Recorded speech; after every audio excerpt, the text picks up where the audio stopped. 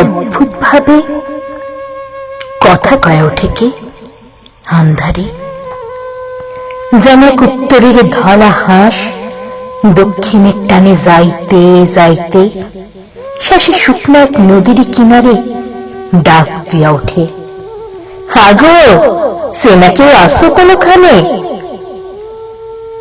আমি তো নিরালা মনে আসিলাম আমার সংসারে, তার সেই ডাক সেই কান্দনের আওয়াজটা কানে যাইতেই দেখি যেন একা আমি চৈতের পাথারে।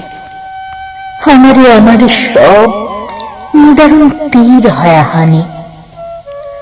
আমি তারে দিব কি উত্তর, তারে কোন কথা কই?